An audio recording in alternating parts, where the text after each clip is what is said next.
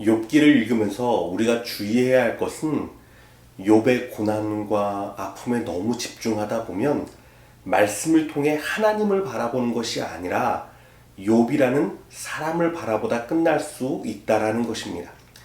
성경의 어느 부분이든 그 성경에 주어진 목적은 말씀을 통해 하나님을 바라보는 것입니다. 그러니 우리도 욥기를 통해서 하나님의 마음과 하나님의 뜻을 더 바라보고 더 깊이 깨닫기를 원합니다. 욥기 1장 8절 말씀을 보면 하나님은 욥에 대하여 이렇게 말씀하십니다.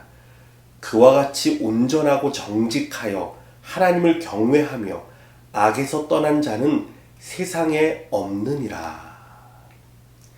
세상에 없는 믿음, 참 귀한 믿음을 가진 사람입니다. 그러나 여러분, 이것을 반대로 생각하면 참 마음이 아픕니다. 욥과 같은 온전한 믿음의 사람들이 세상에 없었다는 이야기가 되기 때문입니다. 고난을 당하면 하나님을 원망하고 비방합니다. 죄와 허물에 젖어 살면서도 마치 하나님에게 문제가 있는 양 하나님에게 모든 책임을 돌리면서 삽니다. 사실 모든 사람이 욥과 같은 온전한 믿음이었다면 하나님은 얼마나 기쁘셨을까요? 하지만 안타까운 것은 그 같은 믿음은 세상에서 욥 외에는 찾아볼 수 없었다라는 것입니다. 그래서 하나님은 욥의 믿음을 세상 가운데 펼쳐 보이시기로 작정하셨습니다. 알 수 없는 환난과 이유 없는 고난 가운데서도 하나님을 원망하지 않고 주신 자도 여호와시요 거두신 자도 여호와시라는 하나님 절대 주권을 인정하는 믿음. 하나님은 이 믿음을 들어서 세상을 향해 이것이 진짜 믿음이다 라는 것을 보여주시고 있는 것입니다. 그래서 초반에 잠시 등장하는 사단의 역할은 사실 중요하지 않습니다.